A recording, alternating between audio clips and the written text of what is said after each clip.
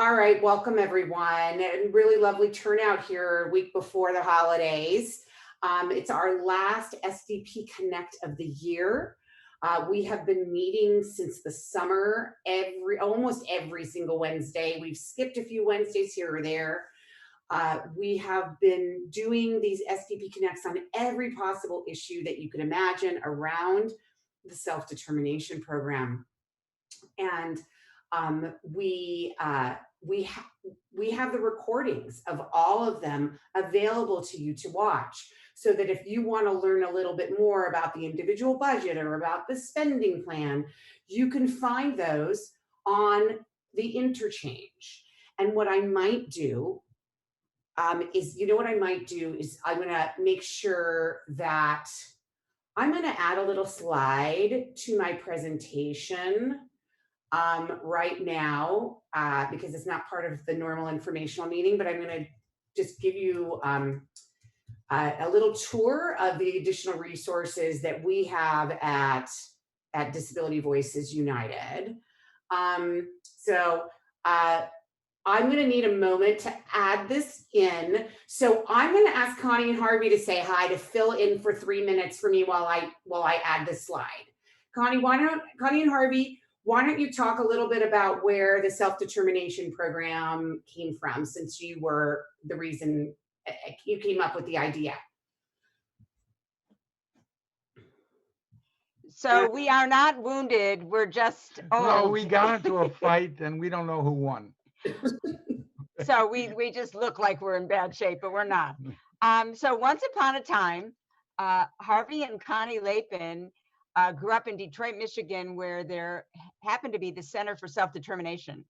And when we went back to visit, we became very much more engaged in it. And Harvey, you can take it from there. Well, because I truly believe in the motto of who's in charge. Is the customer and their family in charge, or is the bureaucracy? And I fully believe that self-determination is a solution for big improvement on what's going on. And if anything has happened through this pandemic, we know that business can be carried on differently and probably less expensive and more efficient. And I that's what I'm hoping that comes out of it, if there's something positive. Because in our age, in our 80s, I'll tell you something, we're under house arrest. And and it's been an experience for all of us. So I do want to say something that I've learned over all these years. Our son has the challenge of autism and mental health issues. And he's survived a lot of bad things that happened when he was young. So we've been around the block. And I'll tell you what the thing is that I think our system can't handle. It's the paradigm shift that we're in charge. The person with a disability and or their families are in charge.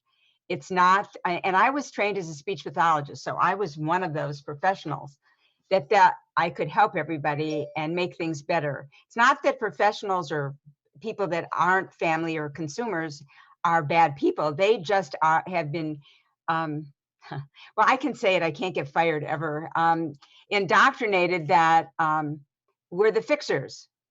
And so that's our biggest challenge for everyone on here that wants to be or is in self-determination, to say, hold on. We're not spending all our money going to Tahiti. We're not making problems. I mean, there's big problems in the system the way it is, and that's why we fell in love with self-determination. The biggest thing Harvey keeps saying, every time you think of things, who's in charge? There has to be responsibility. There has to be accountability. One of the big things that will Judy, be done, tell us when to stop, because we will never stop. Whenever you want to take a break. Yeah, deprofessionalize it, meaning there's lots of things you don't need to have degrees for and all that. It's really people. It's a people business, and thinking out of the box and learning how to adapt, maybe getting natural friends. They've done that throughout in places throughout the country. That's the hardest thing to do, is and to things get natural that will reduce the price of this of self-determination. We've never really done that until now. See, in the regular system, it's more of a medical model. Right. And in Detroit, where we're from, they declared bankruptcy. I mean, it wasn't they were flowing in money. And I said, how did you handle costs? You still have people with needs and lots of challenges. And I don't know if there's such a term, but he said we demedicalized it. Yeah, it's true. All right, you can go. Thank you, Harvey, for filling in while I was just updating my slides. We gave our pitch. I haven't actually given this informational session in a while, so I had to actually update some of the slides this morning and then forgot to put in some of the really great resources that we've developed over the years. So first of all, let me introduce myself to those of you who've never been on an SDP Connect before. My name is Judy Mark. I am a first and foremost a parent of a almost 24-year-old son with autism. Who is served by a regional, Look like I'm going away. and he is in the self-determination program since June, and we are incredibly happy with it. We are just thrilled to be in it, and we are here to proselytize with you to explain to you how great it can be. As I was saying, we have been doing these SDP Connects. We're going to show you how you can access previous ones over the months. And we're here to answer your questions.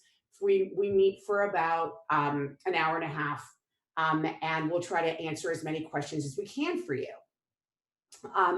What I'm going to be doing today is I'm going to be presenting a really introductory overview of the self-determination program. And we are, what I'm going to be providing, the information I'm providing you allows you, if you are not currently on the waiting list to get into the self-determination program, you will be able to join the wait list by providing us some important information at the end of this meeting. If you are already in self-determination or already on the waiting list, you do not need to provide us this information. It's only for those new folks. I should also tell you that it is unclear whether anyone else is going to be coming off the wait list. The program is going statewide on June 7th, 2021.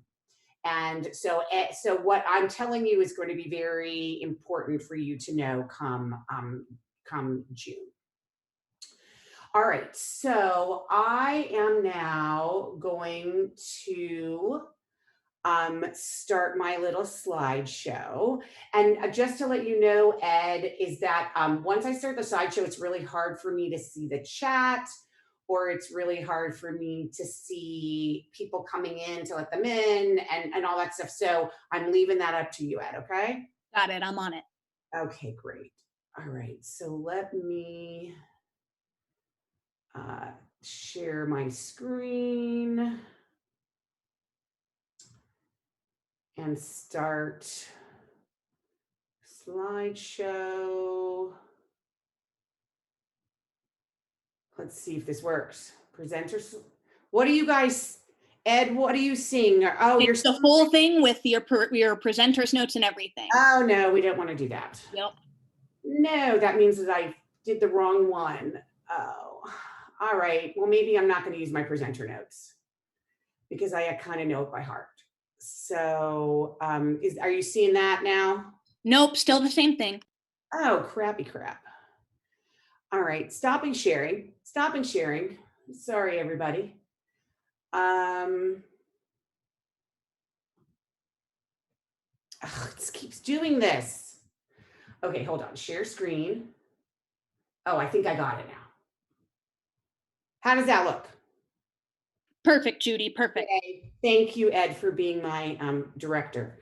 All right, so this is, I'm sorry it says cross-culturally because this is the last time I gave it. So I'm going to go past that so you don't think that you're getting an independent facilitators training. So I first wanted to start with this slide, which shows that that this is a law that is about us, that we got passed. These are the individuals who got the law passed. This is at the Governor Brown's signing ceremony in 2013. Yes, this law was passed 7 years ago, over 7 years ago, and it is taking a very, very long time to implement. It's been part of the frustration that we've had. We are getting very close to it being available to everyone. Just that, so you see Connie and Harvey in there. I'm the one in the red jacket. The other folks are all parents, Mike Clark and Mark Pollard and April Lopez, who are all family members who worked very hard on this. And this is our team of lawyers, Catherine Blakemore from Disability Rights California and Evelyn Abu Hassan, as well as the tall man on the right is Bill Emerson, who was the senator who was the primary author of the bill, and he still remains involved in the implementation. And we just spoke to him last week about it, and his staff member Teresa. So just generally, what is self-determination? So it really is about choice. It is completely about we are in charge, as Connie and Harvey said, and that participants can choose if they want to be in the program and how they live their lives. Participants can choose their services and supports. They choose the individuals who help them instead of an agency saying this is who you have and that you're stuck with that person. You get to choose where you go in the community every day. Nobody tells you, you don't go to a group day program. The day program says, okay, we're all going to the movies. And if you don't want to go to the movies, you're stuck. That you get to choose everywhere you go in the community every day. And you choose who you spend time with. So instead of being in a program where you're kind of put in with another group of people who you may not know, may not like, you get to choose all who your friends are, who your support staff are, who you spend time with every day. One of the critical things that people forget because they get so involved in the minutia of the self-determination program is that they forget that it's based in principles.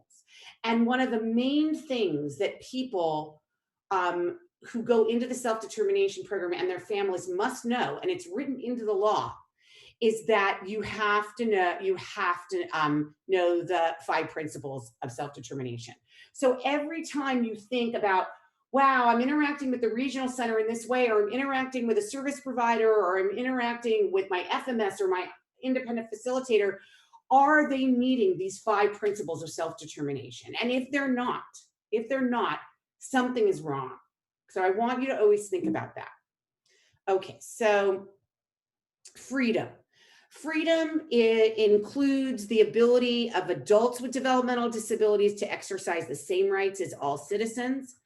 And with children, it's that the families get to help decide.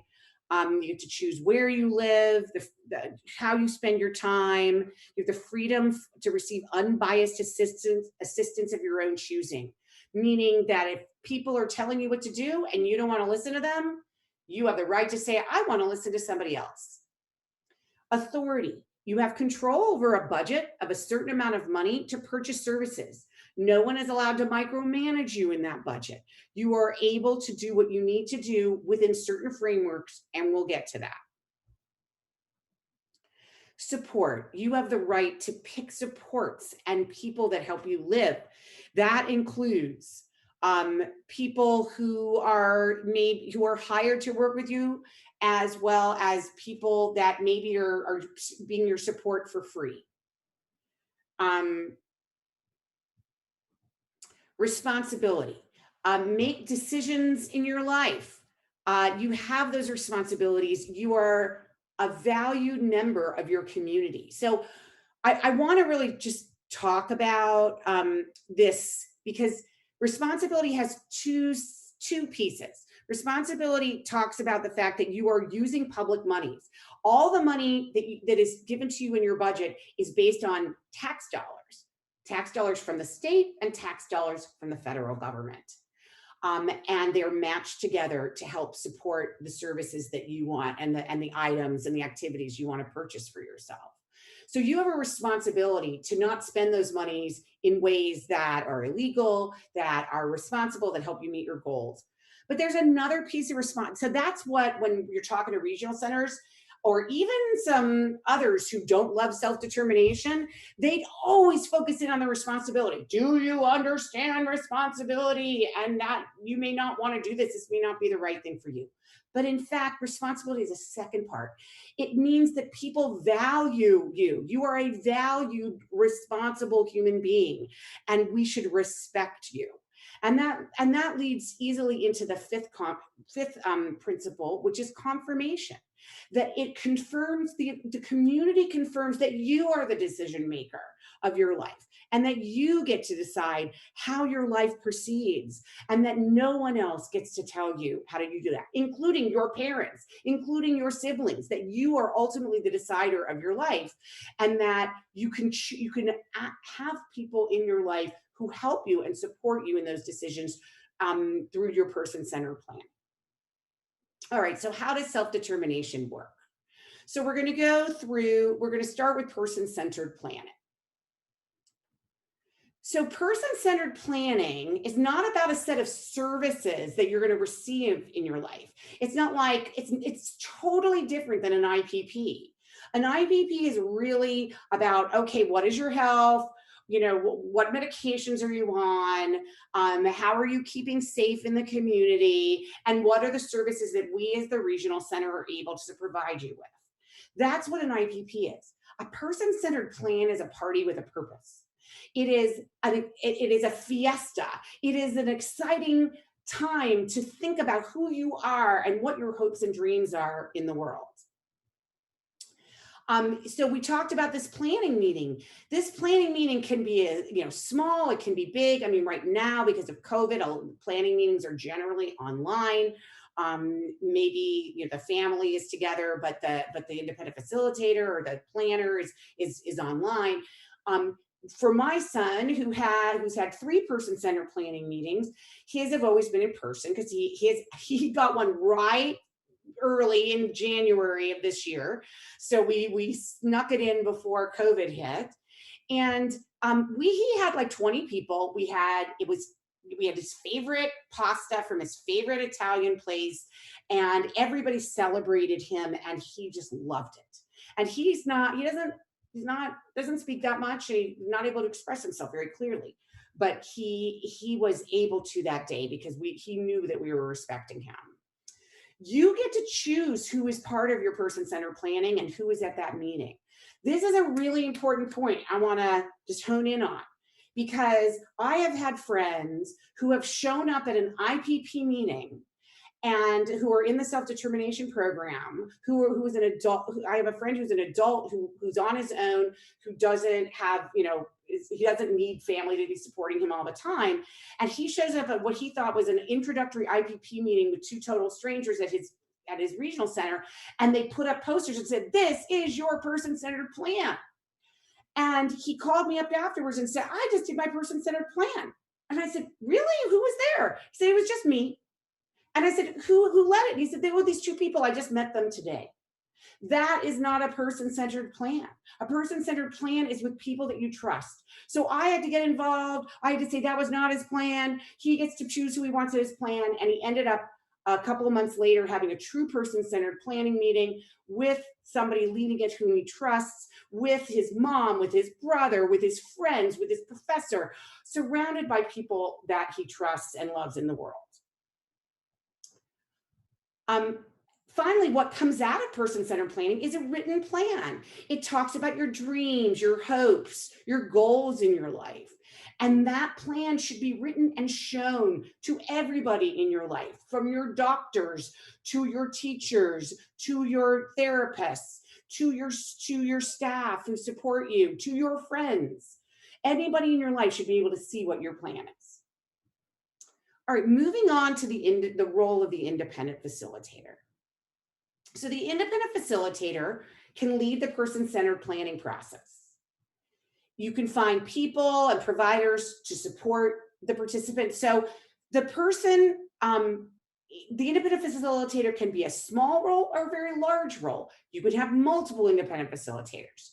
But one of the things that they can do is not only help lead that planning process that I just spoke about, but they can also help identify people and providers and services and activities and fun and cool things to do in the community.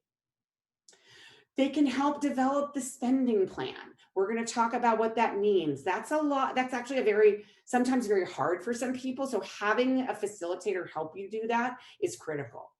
They can advocate for you at your IPP in case you maybe need a change in your individual budget.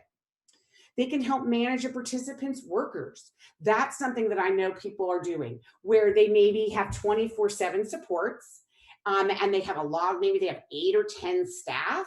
And so just creating all their hours and when they work is really, really hard. So they hire an independent facilitator to do that and help them. They're the ones who make the call when a staff member is continuously late. They're the ones that can fire a staff member if needs to happen, instead of you as a participant. Sometimes it's uncomfortable. So participants are not required. So let me explain to you why they're not required. This is a question a lot of people ask. So independent facilitators are optional. So does that mean that I don't think that people should use independent facilitators? I'm kind of consider myself an expert on self-determination. We still, Connie and Harvey, same thing. We all used an independent facilitator because I'm too close to my son to really see what an outsider could see of what he might need. I want to be at his person-centered planning meeting as his mom and not as his independent facilitator.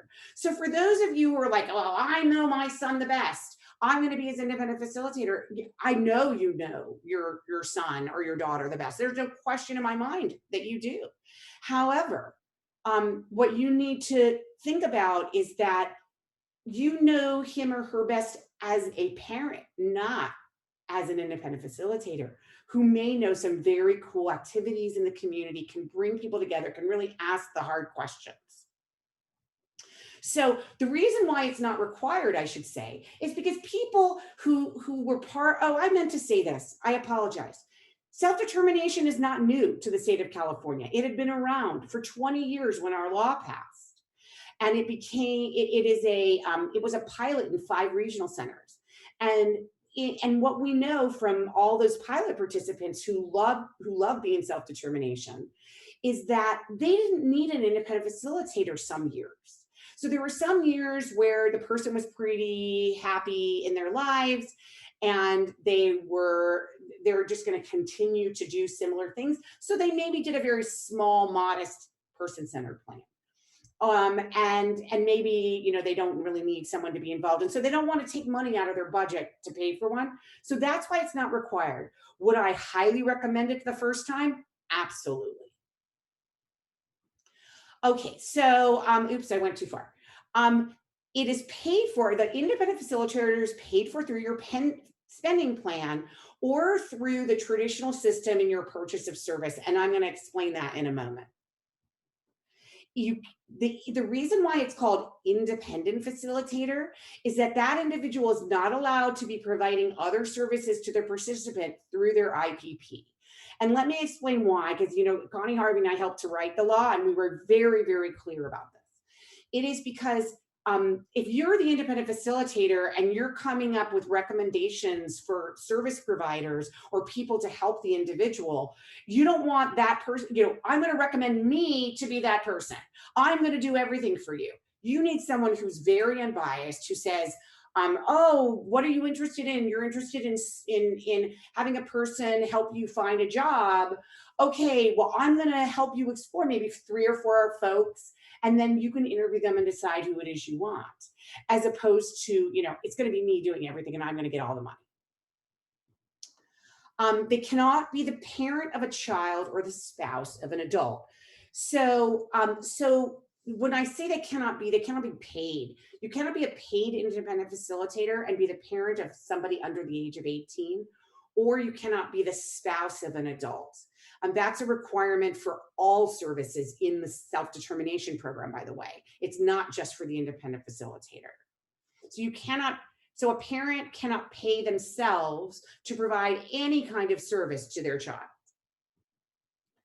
The participant can choose can choose their service coordinator to be their independent facilitator and to help them lead their person-centered planning process. And if you have a good relationship with your service coordinator, and it is somebody that you trust, that's part of that circle of people that you trust, I would say it's really important for you to certainly have them in your circle of support.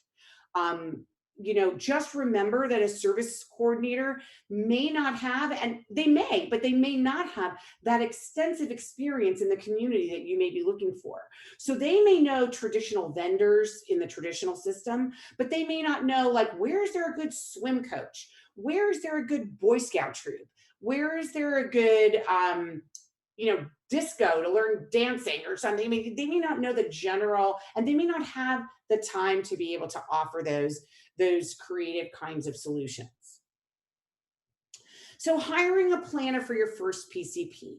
So as you are entering the self-determination program, you obviously can't have an independent facilitator paid for out of your budget because your budget hasn't been decided yet. So the Department of Developmental Services has worked out a system where for your first person-centered plan, for your first budget meeting, for your first spending plan, you can hire a person before entering the self-determination program. They're called a person-centered planner. There's a specific service code that you can use called 024 in the traditional system that would help pay for this person. The planner does not have to be a vendor of the regional center. They can be a vendor, but they don't have to be a vendor. They will ultimately, to get paid, they will have to send sadly, each regional center does this totally differently. In some cases, the regional center makes you get an actual vendor number and fill out like a modest vendor packet. I'm very opposed to that. I wish you could just bill them and get it, but each regional center has their own system, unfortunately. The only requirement, and there's actually there are 2 directives on this at the regional center. I'm sorry, there are 2 directives at DDS. And you can see specifically, or they can see specifically what the requirements are. You can choose someone you trust. They have to have some background, some training in person-centered planning. Some people have been very creative. They've hired their special ed teacher to do it because they know the child the best. They've hired a cousin who knows the child the best, or a speech therapist. You choose somebody whom you trust. All right, moving on to identifying what kinds of services and supports can you get through the self-determination program. You can find people and groups in your community.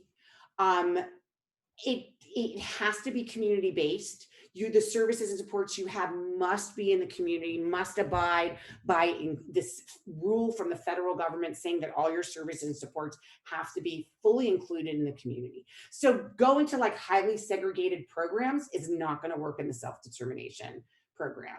And that's, having been part of writing it, we never intended for people to be doing the same things that you could do in the traditional system. Other kinds of things you can do is they don't have to be a vendor. That's the great thing about self-determination, is that people, the activities, the items that you purchase, they don't have to be vendors or have a contract with the regional center. So people this year have done very creative things because of COVID. They've purchased a bike, a special modified bike. They've purchased big widescreen monitors so you can access your Zoom meetings. They've gotten dogs, like therapy dogs. They've done all kinds of really exciting, interesting things to cope with the pandemic. Remember that as you're identifying services and supports, not everything you put in your person-centered plan has to cost money. I mean, everybody's so focused on cost. When my son had his first person-centered plan, one of the things he said he wanted was to have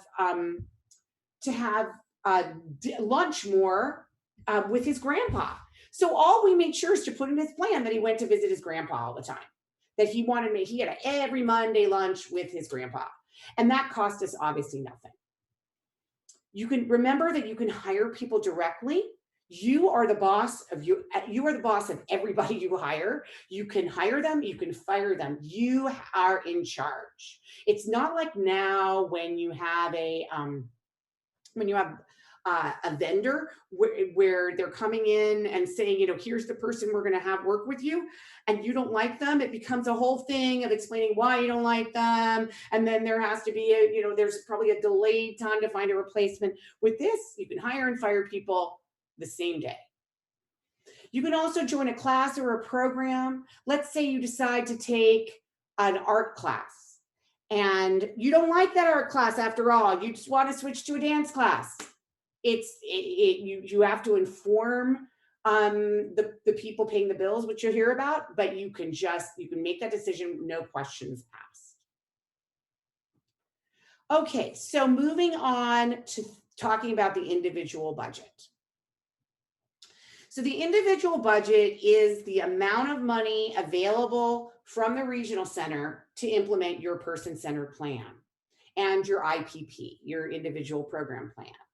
So how is that amount of money decided? So the amount starts as the same as what the regional center actually spends on the participant over the last 12 months. So it's not over the last calendar year. It is not over the last fiscal year. It is over the last 12 months from when you started in the program. So your amount may change as you are negotiating, and it's really critical to kind of figure that out. So when I say it starts with that, it also can be changed. It can be changed because of a change in circumstance or unmet need. When I say change, it can go up, it can also go down. And it's really important for us to be responsible as participants of the self-determination program to ask for what we need, not for what is our dream in life, and to not try to get everything we can, but to say, these are our actual needs. And these needs have changed, or we have unmet need. And I'm going to explain I don't explain what that is. Wow, that's so weird. I apologize. I must admit, I have a lot of stuff going on, and I pulled this together very quickly.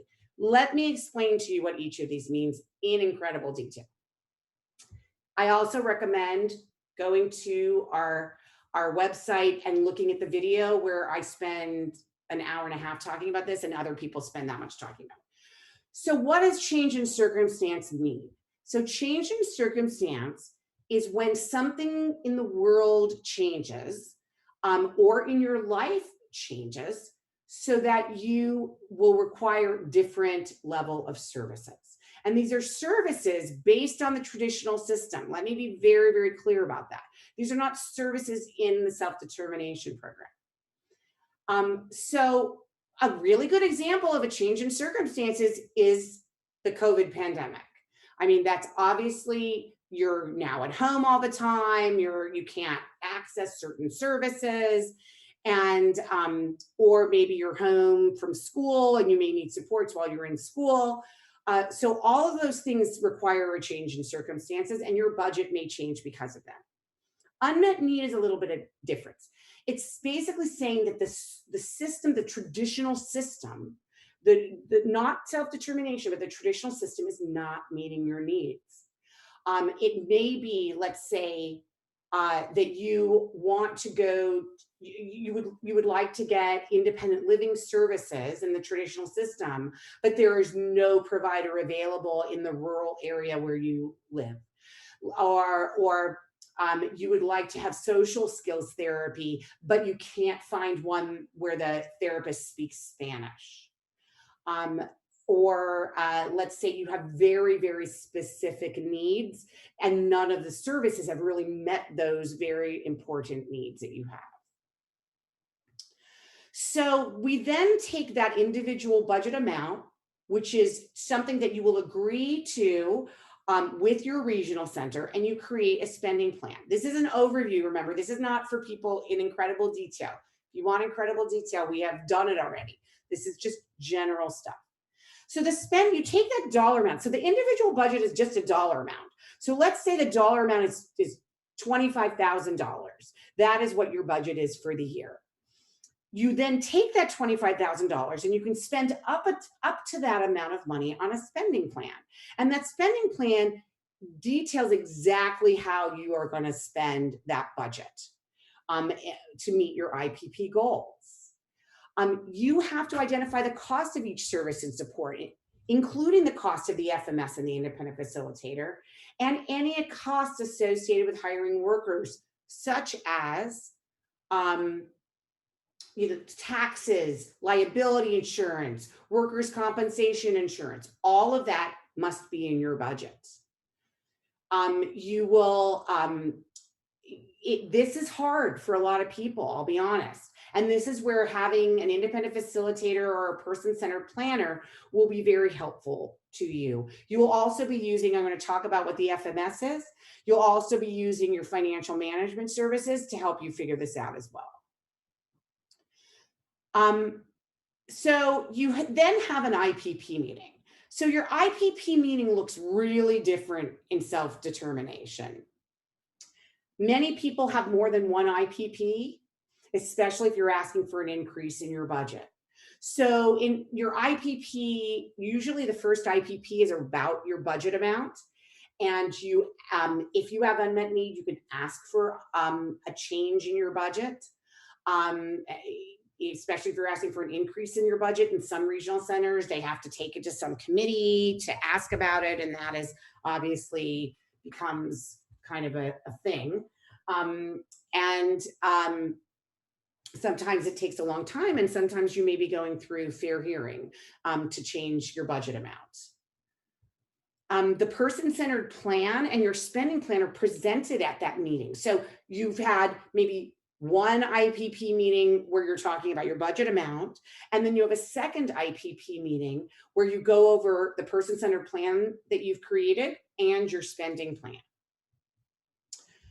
I know I'm doing this very fast, but we will get to questions. Finally, you have to select a financial management service. Many people will have selected it before heading into their IPP. So I can tell you that it doesn't have to work in this order. We have many more ways of, there's no one path, the path can change.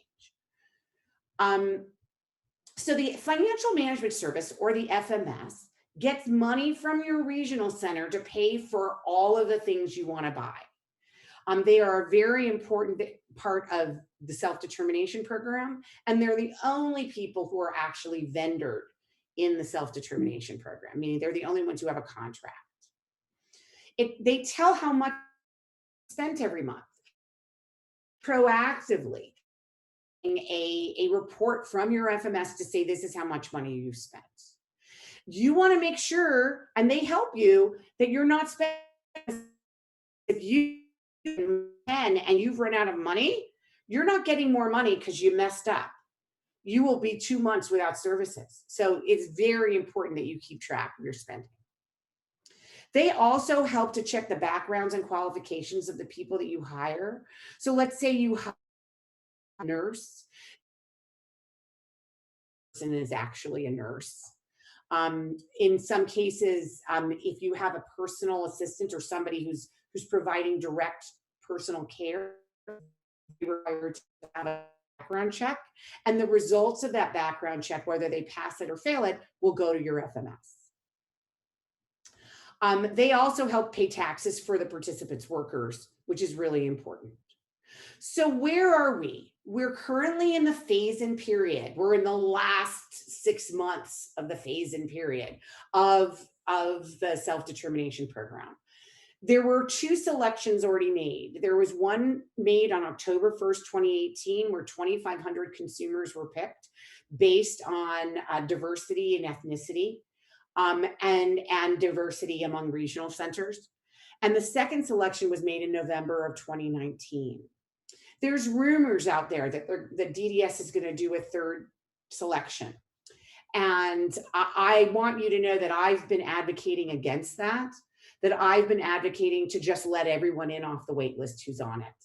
Because I think this is silly for them to spend a lot of time when of those 20, so I believe that there's been a total of probably 3,500, 4,000 people picked between the two selections, and only just a little more than 400 people have actually moved into the program.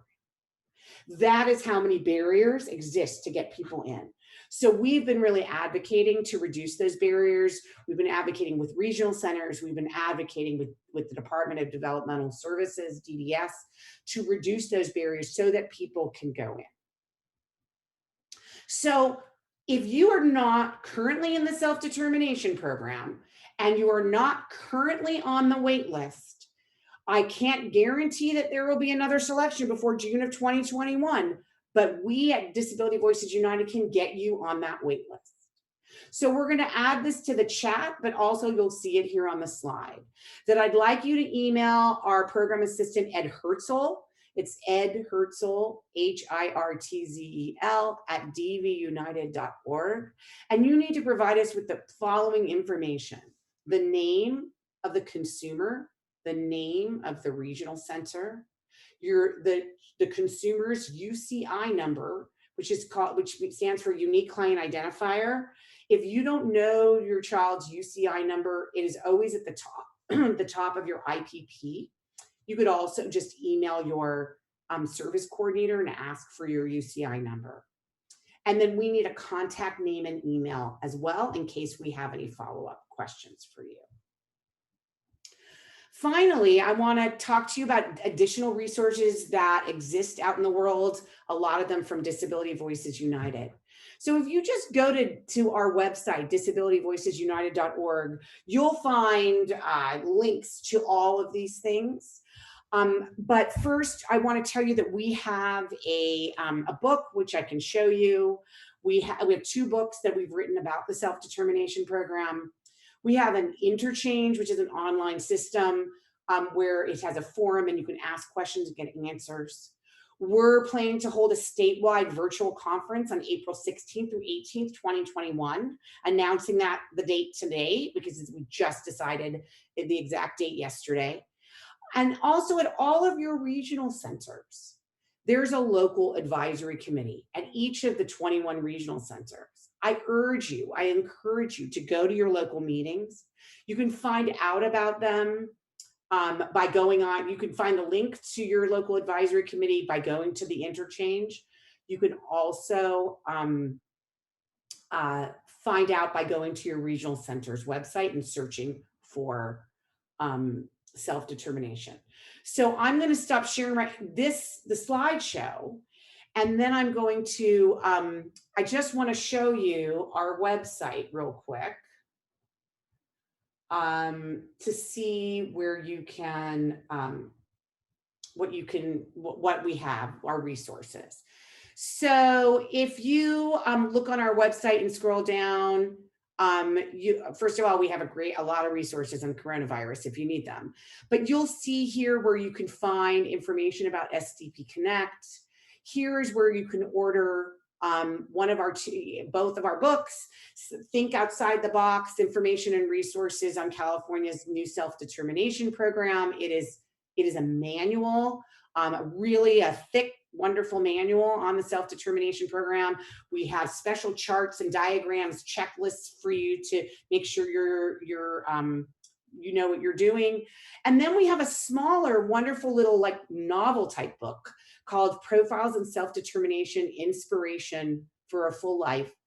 And really this tells the story of 10 adults and children who are imagining a different life under self-determination. And it tells the stories of several people who are in the pilot program. And then I wanted to really show you, if you go down here, you'll see information on the self-determination interchange. I wanted to show you what that looks like, if I can get that to work. Yes, let's see. Moving slowly because we are on Zoom. Sorry about that. But you'll be able to see the resources that we offer on the interchange. We really, really encourage you. Oh, wait, I think I'd already had it open. Okay, see, I'm so good. Or maybe here it is. No, here we go.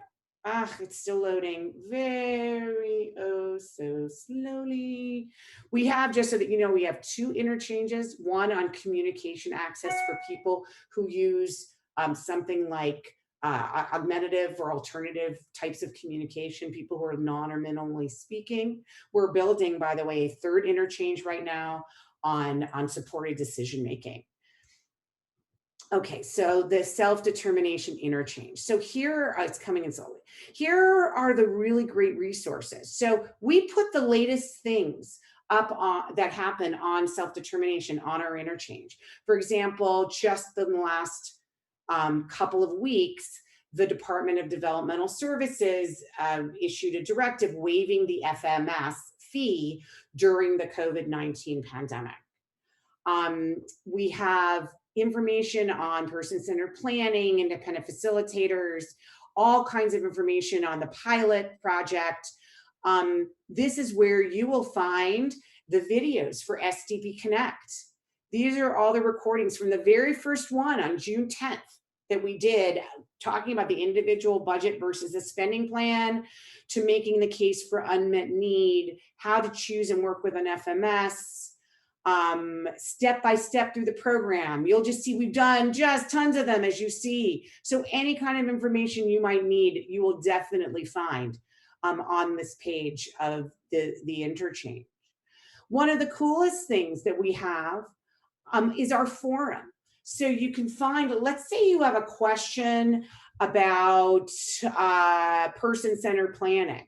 So you can go to the forum and you can ask a question, and you can see questions that other people have asked as well. So you may have so here this person asked this question: when is the next PCP training? And we try to answer, but you all can answer other people's questions as well. So it's a great way to create a community and ask just, kind of generic questions about lots of different issues. All right, well, that was a lot of information. I know that somebody has her hand up, and there's a whole lot of you who are, my neck is hurting because I was twisting my head, but we will try to answer your questions. My suggestion is that you use the raise hand feature. There's 85 participants here, and I cannot see all of you on my screen. So the only way for me to know that you want to ask a question is to use the raise hand feature. And you do that by going to the bottom of your screen and clicking on participants. And when you click on participants, you'll see that you have the option to raise your hand. If you would like to ask a question through the chat, I will do my best to find it, but the chat moves rather quickly.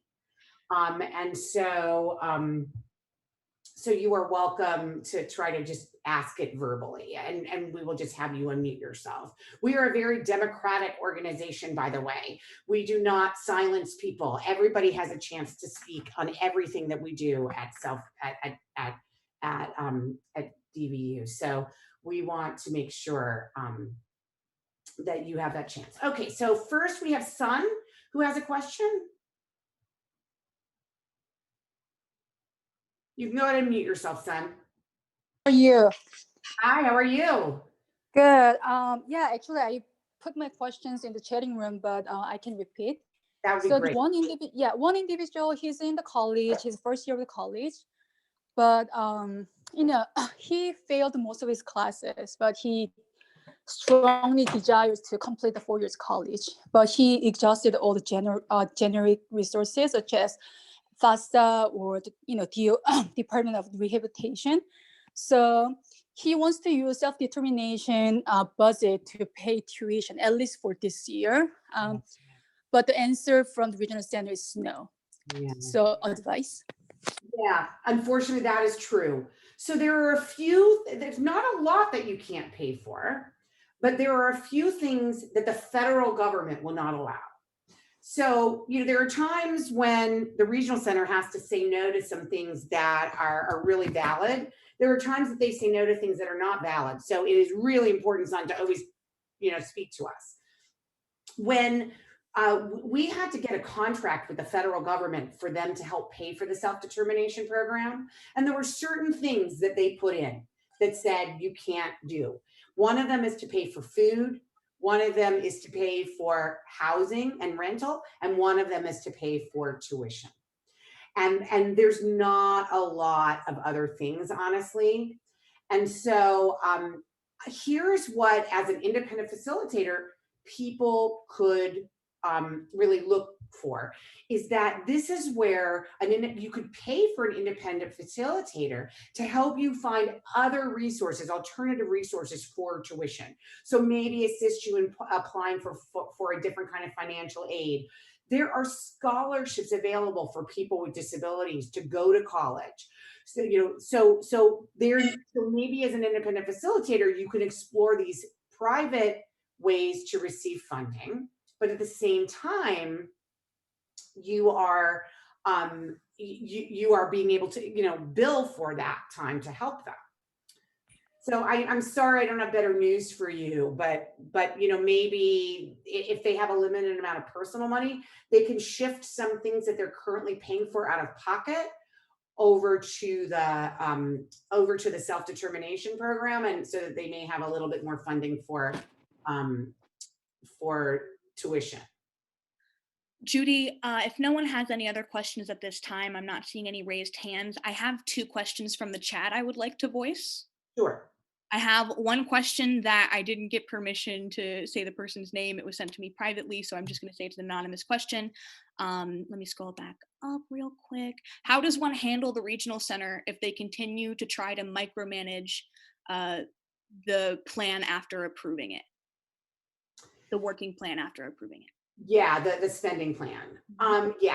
So we've been hearing that. Actually, our last SDP Connect from 2 weeks ago specifically covered that issue.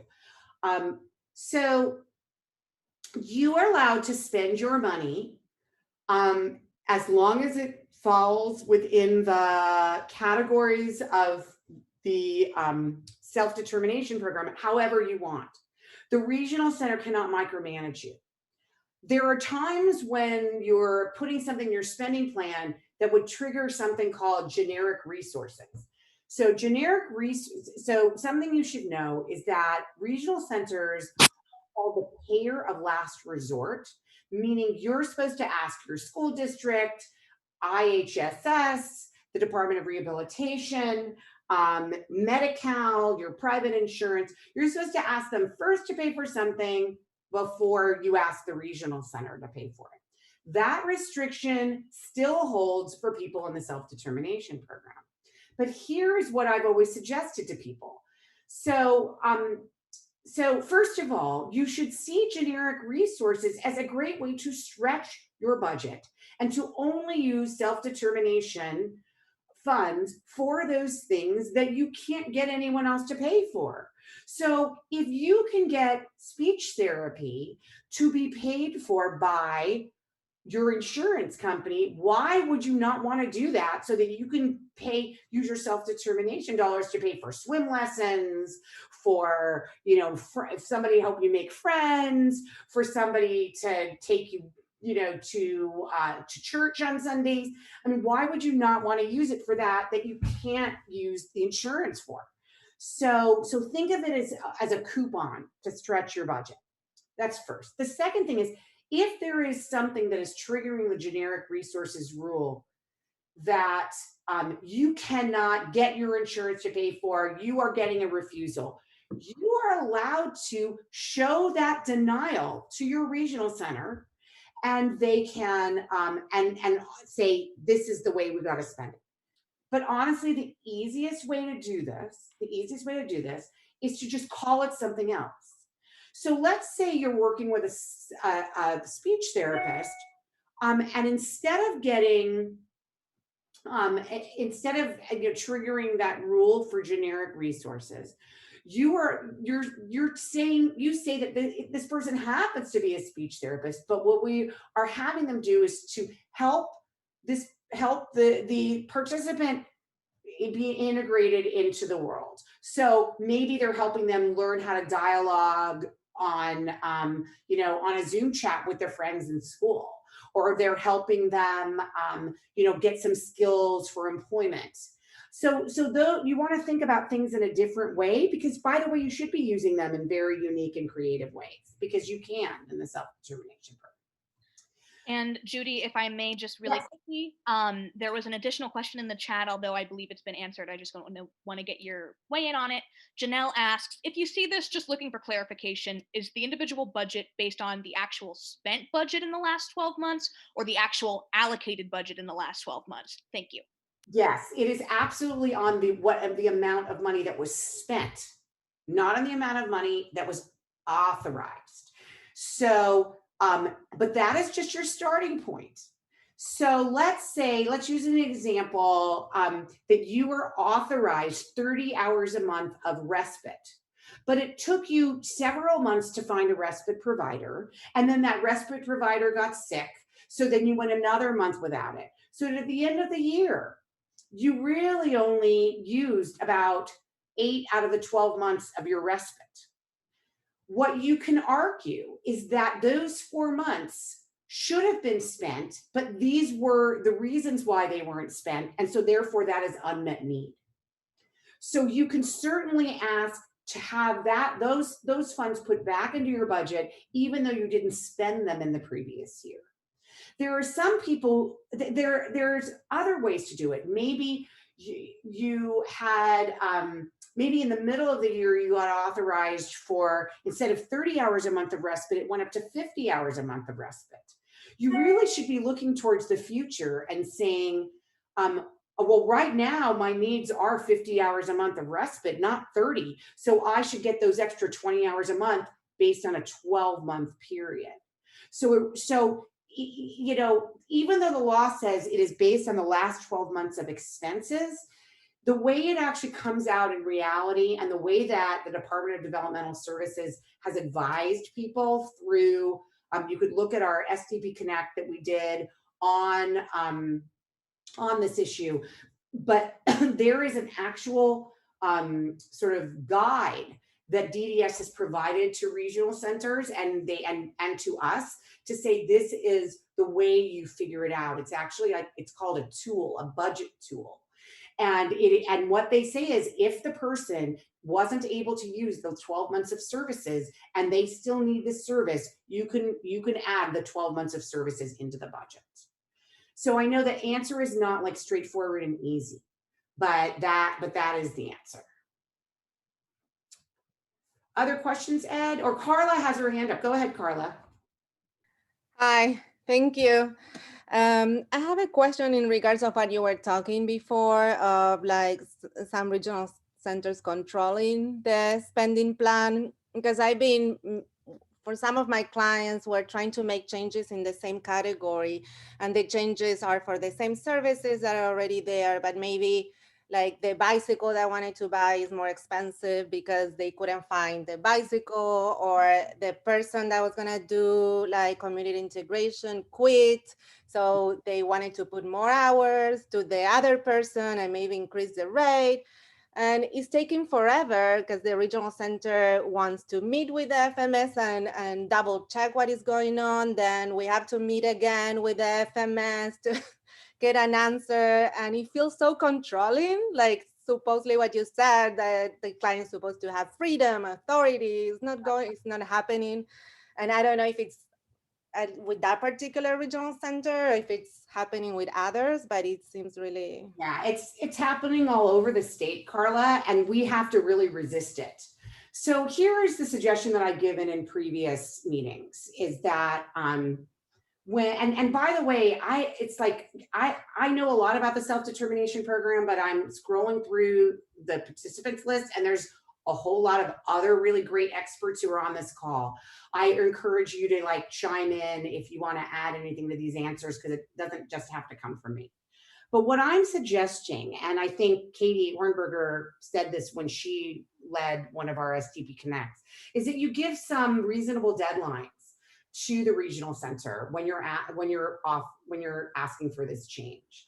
So you would send an email to the your service coordinator to say, just want to let you know we're changing our spending plan. The bike is a little bit more expensive, so we have to move $100 from this bike expenditure, and we're taking it from this one. We're just using $100 less in this category. I mean, seriously, that should be like at a blink of an eye done. That is such a small little change. And you obviously need to let your FMS know as well. And it should just be approved immediately. It shouldn't be a big deal. I would say at the end of the email, I'm assuming this is fine. We would like a response from you, by Friday. We would like a response from you in the next 7 days. And if we don't hear back from you, we will assume that it's a denial. I mean, at a certain point, we just have to assume things are a denial, and then you take it to DDS. I mean, we can't. I know somebody was on our SDP Connect 2 weeks ago who said she's been waiting 5 months to get a response for the most minor little change into the spending plan. And so we got to stop waiting and just saying, okay, so we'll just, you're not getting back to me, so we're assuming it's a denial. But the FMS are saying that the regional center have to send new POS for any changes that we're doing, even if it's the same category and the same services that were approved before. So I know there are some FMSs on this call and would love to hear from you on ways we can streamline this, but this has got to stop. The problem is that the bureaucracy that exists in the traditional system has taken over the self-determination program. And just because you have POSs up the wazoo in the traditional system doesn't mean you need that in self-determination. So, if you're an FMS on this call, I know I've spoken to one of them who is very, very frustrated with the way that this is going. And we're about to go statewide 6 months from now, folks. If it's going to be this bureaucratic, it's just not going to work when you have thousands more people in the program. Yeah. So to continue on this line of questioning is, I know we have a couple people with hands raised. Are either you, Christina or Connie, wanting to comment on this particular issue? Okay, go ahead, Harvey. Yeah, I think we've been remiss in informing the advisory committees. Stuff like this should go to the advisory committee, because there, number one, they can mediate it, and they can fall in line and agree with you, because what you're saying there should not happen, period. Mm-hmm. And does Tina or Christina want to answer on this? Just chime in if you do. If not, we'll go to your next question. Are there any FMSs who would want to chime in on this? Hi, Judy. My name is Mabel, and I'm with one of the FMSs, and I would like to just share that we've met with our billing team, and we see the back end of it and how billing works, and they do have every penny counted per service code. And so if there are any changes, we can't bill against it until the new POS is generated. So we have shared, even if we get a verbal approval or a writing approval in writing from the service coordinator, we will go ahead with the transaction and then just wait for the POS to go through. But even getting a response, we've kind of encountered some hurdles. But yes, unfortunately, that is how it is billed per service code to the penny. So if you could be the emperor of the world, the emperor of the self-determination program, how would you change things? I know in last week's meeting was talked about maybe condensing the service codes and grouping things so that there's not as many. And then maybe also if there's approval per category instead of service code, so that there is flexibility within that. And then as an FMS, we can go off the spending plan that the families indicate the specifics, and we would know those details, but the regional center would just have the category amount, and the families have the flexibility within that amount. Okay, good to know. So because that's what we've been thinking, but I'd rather, I think it's important to hear this from an FMS that they believe that that's a good idea as well. Thank you, Mabel. Teracel, I know you're from an FMS. Did you want to chime in on this? Yeah, no, just to kind of echo something that Mabel just mentioned, one of the things that we've talked about internally, it was mentioned on the last DVU call when Rick Wood and the previous person, I believe she was with San Diego, that during the pilot program, it was pre-funded. we do feel like we talked about that internal.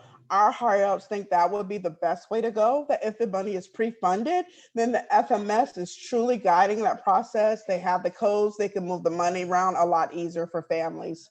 So that was one of the things that we also talked about. Yeah, really important, the pre-funding. We have gone around and around on that for years, by the way. For years, I remember the day we started talking about it because my dad died that day. So I have a very direct remembrance of the exact date of that. Okay, thank you for that. That's great, Teresa. Christina, did you have a question? Hi, yeah, thank you, Judy. I did want to just comment briefly on what happened, what you were just talking about, and then I have another question. So we've been on the waiting list for a couple years, since 2018, trying to get all of our ducks in a row so we can get implemented as quickly as possible once it rolls out to everybody. One of those being with the FMS that we're trying to choose for our participant directed services, we want to use the same one for self-determination. And we've been getting blocks from regional center, even though we've given them vendor numbers, they're already with our regional center. They're saying that they can't, they have to vet them because they're with a different regional center in order to use them for participant directed services. Is that? Okay, so I can't really speak to the vendorship of the participant directed services. Because, so are you saying that they're vendor to be an FMS and self-determination, but not for participant direction? My understanding is that they were already vendored for both, but because they're with a different regional center, our regional center is saying it may take up to 3 months now, they just told me, to get. So there's something called guest vendorship, and regional centers become so difficult around this. I mean, I know there's some regional center folks on here, and maybe they can explain why this is so difficult. I can tell you what happens at my regional center. My regional center, when an FMS is vendored at any regional center around the state, they immediately go into the system at Westside Regional Center. So I think there's 9 or 10 now FMSs. All of them are at Westside Regional Center. But there are some regional centers who want to control us. They continue to want to control us. I don't know how to say it any differently. And so they're only offering 2. So there were times they were only offering 1. And that was against the law, because the law says you have to have a choice of FMSs. But some of them are still only offering 2. And I didn't get into this level of detail for the new folks, but there are different models of FMSs. And if you're not being offered the model that you want at your regional center, then you really are not having a choice. And so I don't understand why all 21 regional centers can't vendor all 10 FMSs. I just don't understand why there are so many barriers being put in our way.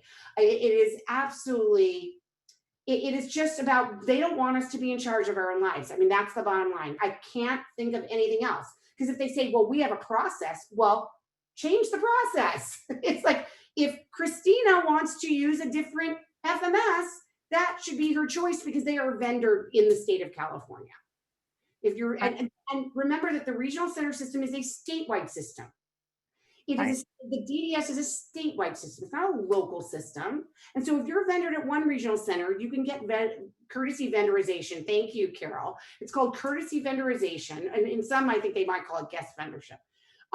But you can get this courtesy vendorization. So the fact that your regional center is saying no just shows you. So I would send an email to DDS on this. Like, I really, and Adrian is talking about, he's from Lantern Regional Center, saying courtesy vendorization is much easier because you've already been vetted by another regional center. So that you've already shown that you can put up a bond, there's all these requirements actually when it comes to be an FMS. Adrian, do you want to say something about this? Yeah, I was going to say, when an FMS or any person that's already vendored at any other regional center, when you're coming to a different regional center, the process should be easier because most of the paperwork has been done already with the initial regional center. And I know some of the FMSs that are on here or even independent facilitators, if they can add to the experience that Lantern about being vendorized, it's pretty easy if you already have a vendor number at another regional center. Yeah. So it shouldn't be hard. You know, my feeling is for every single problem we're having, let's involve DDS. Like DDS needs to be able to break down these problems and solve them. And I know that they're not always doing what we need them to do, but I've been saying, unfortunately, I've been saying for the last couple of months that try DDS. Let's try DDS first. And if DDS is not being responsive, then let's go to fair hearing. Like literally, let's flood the fair hearing process with self-determination concerns, because believe me, that opens the eyes of DDS. They're like, whoa, I had no idea there was going to be this many fair hearings about it. Something must be fundamentally wrong if everybody's filing for fair hearing. Okay. And somebody's saying at North LA, we have yet to courtesy vendor for anything, no matter what, no matter how much we beg. Well, that's, I don't know what to say, because that just means that they're trying to control you, and you have no choice in control over your life. Maybe we need to start banging on the door together, because that's, you know, Absolutely. it's been months. I haven't had participant directed personal assistance. They guided me towards vendored, you know, towards traditional service. So anyway, okay.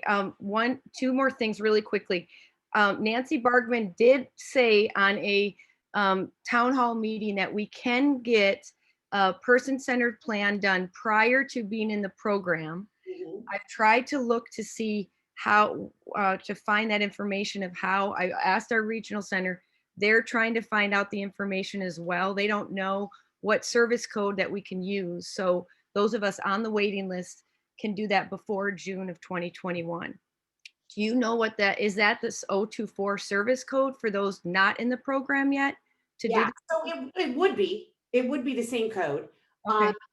But I can promise you your regional center is gonna say no. So, you know, I think that it's in what context did Nancy say that? Was that at one of her big town halls? Yeah, town hall. And I asked specifically that question, and Okay. she said, yes, we could. I wish that you had it on video. I wonder if the town hall's video is on the DDS website. I'll look. I thought it was, but I couldn't. You record those things. So if you can find it, I would literally just like phone, capture it, and send it to your regional center. Sorry, this came directly from the director of DDS. Okay. All right. And then my last suggestion, and I'm on the local advisory committee, and I think I wanted to get your input and you know, Connie's input as well, as having self-determination represented at the board meetings, a representative from the local advisory committee, not necessarily the board member that is there. I mean, I do that, but I think it's really important to have an unbiased opinion of somebody from the local advisory committee, especially now that it's going to be open to all consumers moving forward after June. Which regional center are you again? North Los Angeles region. I was going to say it has to be North LA, because I've seen that happen. That is not okay. And that's like, who's in charge? We don't need interpreters. It's our program. If you look at the law and what the local advisory committee is supposed to be doing, it's like a way of doing oversight and getting feedback. We don't need an interpreter. It's not a language dysfunction. It's called denial by delay. No, it's who's in charge. It's, to me, I don't know if they've changed at all, but North LA seems to be very strict on the way they do everything. It's got to be done in a certain way, and it doesn't. It doesn't. That makes me sad that it's still going on. I don't know. It'd be interesting, Judy, if there's other families or consumers from regional centers that are part of their local advisory committee and can make a report to their board themselves without being a board member. Well, I certainly at our regional center, we can. I don't necessarily always go, but we can do that. Tina Stang. Hi, Tina. Hi, can you hear me? I sure can. So I have a question. Maybe it's because I don't understand self-determination very well. I have a question and I want to know why it isn't this way. And if not, is there anything we could do to change it? So I was working on, my husband's flexible spending account through his company. He has a healthcare flexible spending account that we put money in every year. Mhm. So we just put a dollar amount in, but I don't have to tell them, well, I'm planning to spend like 1,000 on the general practitioner and 200 on the gastroenterologist, so I don't have to break it down like that. It's Right. just a general healthcare expense Right. category. And so when I get those expenses, I submit them, and if it falls within if it's a healthcare expense, they're going to pay it out. I don't quite understand why self-determination doesn't work like that, because if you're asking people to look forward a year and to be very specific in what they're going to be doing with the money, I foresee just so many problems like this year, where something unexpected happens, and then this money that you said you were going to spend like on, like camp, you can't now because there's no camp. And so I think there needs to be flexibility, like a flexible spending account where there is a pot of money. So long as you spend it Mhm. on something that's eligible, it should be able to pay out, and you shouldn't have to drill down to such a very detailed level I and totally say, I'm going to spend exactly $500 on a bike when next year the price is double because bikes are out. right. I think that the idea should be that all the people at the regional center should have to create a budget for their personal life at the beginning of the year, and if they want to change it, they have to ask for permission to change it. Like, I think that's what we should make them go through, that so that they see what it's like to have their lives controlled. And so it's, if you think about it, you go back to the principles of self-determination. The micromanaging of the spending plan is literally against the principles of self-determination. If there was a way to have like a some sort of trial, like a legal trial to say, are the principles being upheld, we would certainly win on that, to show that they're not being upheld. So just constantly ask yourself that question. Now, I am suggesting that what you do is two things that may not lead to anything good, which is ask DDS, who will always respond to you rather quickly, but not necessarily resolve your issue. And second, if that doesn't help, to go to fair hearing, where you're going to be put in front of a judge, a little judge, not like a big courtroom, and it'll be online for now, but put in front of an administrative law judge, which can be a very intimidating process. And your regional center will come with a big giant book like this, and you're very scared for it. And by the way, the judges know nothing about the self-determination program. So I'm not exactly asking you to do something that is going to be easy. I have urged many of you to go to fair hearing, and many of you have said no to me. It's just too intimidating. And one of the things that I want to do at Disability Voices United is to remove the fear that people have in our system. It is astonishing to me how many of you have come to me and said, I don't want to say anything. I sit on my local advisory committee, or I sit on my board of directors at my regional center, or I'm just a consumer or a parent. I don't want to complain because I'm afraid they're going to cut all my services. Like, how is that a good system when everybody is living in fear? I mean, everybody. I'm looking at the names of the people in this today, and half of you that I know I've spoken to about fear at some point. Like, oh, I don't want to deal with it because I don't want the fear. And so we've got to get rid of the fear in our system. We've just got to get rid of it.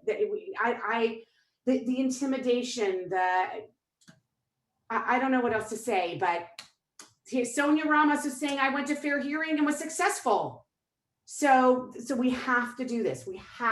If we don't stand up for ourselves, then we're not self-determined, right? We have to stand up for ourselves. Hi, Judy, I'm Casey. I just have a quick question. A lot of our families have gone to fair hearing, whether it's with Social Security, IHSS.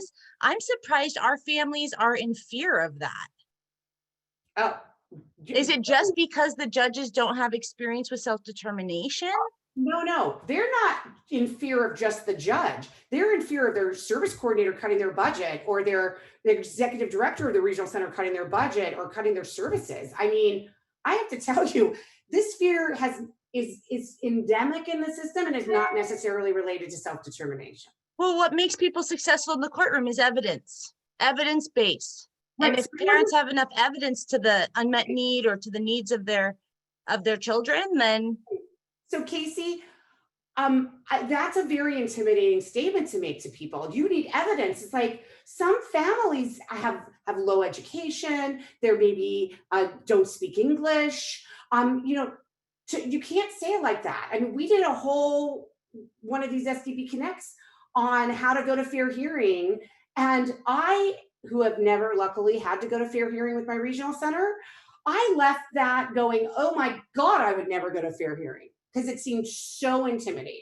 Now, I've spent 15 years of my career in fighting the county, my local county, in IHSS hearings. And I feel like as long as the evidence, and evidence can be very easy, could just be a report from a day program, or evidence doesn't have to be anything that's costly or anything like that, just that they feel more confident in knowing that it's proving their point. Right. So most of people I know, particularly in the Latino and Spanish speaking community, they call it unfair hearing, because the regional center comes in often with a lawyer or their full-time staff member who spends their entire day just fighting people, just fighting families and individuals from getting the services that they're asking for. So they come in with these books, these giant books. I have no idea if these books are filled with anything of importance, but they're very big books. I've been to fair hearings before, by the way. I've just not for my own son. I've been to friends' fair hearings. And you walk in and you're like, oh my God, I can't do this. And by the way, there are times when you're arguing over like 10 hours a month of respite. I've been to fair hearings where we're often arguing over 2 hours of respite, and they'll bring in 6 staff members from the regional centers, and they'll stay there for 6 hours. So how much money did you just spend on the staff to be in a fair hearing that you could have just spent and given the damn services to the individual who needs it? And school districts, by the way, are different. We win at school districts more because we are allowed to hire lawyers and advocates. And if we win at a hearing with the school district has to pay for our attorney's fees. That right does not exist in the regional center. We have tried to get that right in the Land Term Act and have lost. And so if you have no money, if you are poor and you can't hire a lawyer, if you can't hire an advocate, the best you have is going to your client's rights advocate, who is not going to be able to help you and show up at your hearing because there's one client's rights advocate per regional center and they have no time for that. And so maybe you can get a friend, or maybe your independent facilitator might be able to help you, unless you're not in the self-determination program yet. And then how are they going to help? I mean, it is literally rigged against us. So why don't we, as a community, we have tons of parents who have children in this situation, find, hunt, search for an attorney who's willing to get educated and properly prepare to represent all of these kinds of cases. There's also rich parents out there that would probably fund something like this. Well, if you can find them, we will help get them the money. So I have a long list of people who need help. So if you know any rich parents who would be willing to donate to this, send them my way, because I have a long list of people who need supports. Judy, I just want to say something. We had a bill. In fact, it was Gil Cedillo, who is a council member right now, and one of his aides was a parent. And it wasn't a bad time financially. I mean, we weren't going through a recession. There was money. But ARCA, the Association of Regional Center Agencies, has a full-time lobbyist, and we don't. And we lost. It was amazing. The pushback on that. I tried years ago to get legal fees. I couldn't get it out of committee if you prevailed in a dispute with the regional center. Couldn't get it out of committee. We just want it to be we don't want fear, we want it to be fair. Yeah, it's got to be a level playing ground, and it is not. Thank you, Harv. I agree. So we're coming upon 6 p.m. I am not going to be able to go too long because it is Hanukkah, and we are lighting candles, and so it is. You know, I just want to thank everybody for this 6 months. You know, the only gift that coronavirus has brought to our lives is that we are actually have figured out that we can meet and we don't need to be in person. Like we can just do this by Zoom, even though I get terrible headaches from being for many hours on Zoom and my neck aches. But other than that, we don't always have to be in person. And so I can tell you that even when the pandemic ends, which it will, and it's getting closer, and please get the damn vaccine. But anyway, I just wanted to make that point to listen to science, people. But anyway, it will be over soon. In the next 6 months, 7 months, we are going to continue to do this because we see this as really beneficial for people around the state to be able to connect with each other. We've had really great experiences of people finding an independent facilitator they would have never known about were it not for being on this on SDP Connect. So we're committed to doing that. We're not going away, people. We're not going away. In fact, DVU is ever stronger. We were just awarded one of 22 grants from the Borealis Philanthropies Disability Inclusion Fund nationwide in a national competition to create a disability justice movement in the state of California. And so we have lots of ideas. We will be coming back to y'all when we have those ideas. And we will be doing webinars and seminars and really want to include everybody who's been part of our year. And so this is our last public meeting. We're not going to have a webinar next week or the week after, and we're not going to have an SDP Connect. So I want to thank everybody for your incredible support of DVU for this year. We're always looking for contributions, folks, financial contributions, which you can find at disabilityvoicesunited.org. Your every dollar counts. We are never had an office. We have very low overhead. I am a volunteer. I do not get paid by DVU, but we do have paid staff that we do need to pay that are very, very important to us, like Ed Herzl, who runs all these programs that we have, and other people who are experts on communication and supported decision-making and self-determination. Judy, Shawnee, happy holiday to all of you. Thank you, Thank Howard. you on our behalf. And Shawnee, I wish you and Judy happy holiday, happy Hanukkah. Merry Christmas. Howard. Same to you. Same to you. And I was so glad to be able to be with you for your birthday this year, even if it was physically distanced. So thank you to everybody for your wonderful support for us. And To you, Judy. Yeah, thanks, Judy. I'm gonna do, if you could put Ed your email address one more time in the chat. I'm going to put up that slide one more time as people are exiting. And I'll also put in the chat the full everything that you would need to send me if you want to get on the list, the wait list for the self-determination program. Again, please remember, folks, we don't know if there will be another drawing before June, but if you want to make sure to be on it just in case, go ahead and send all that information to me and I will make sure DDS gets it. Okay, great. All right, so here, I don't know if you're seeing the right slide. Are you seeing the right slide? Correct slide, Judy. Yep. Okay, Yes, you are. Okay, so please just, email your name of consumer, name of regional center, UCI number, contact name and email to Ed, and she'll create a spreadsheet and we will get it to DDS before the end of the year. Thank you, everybody. Please stay safe out there. Don't gather with others.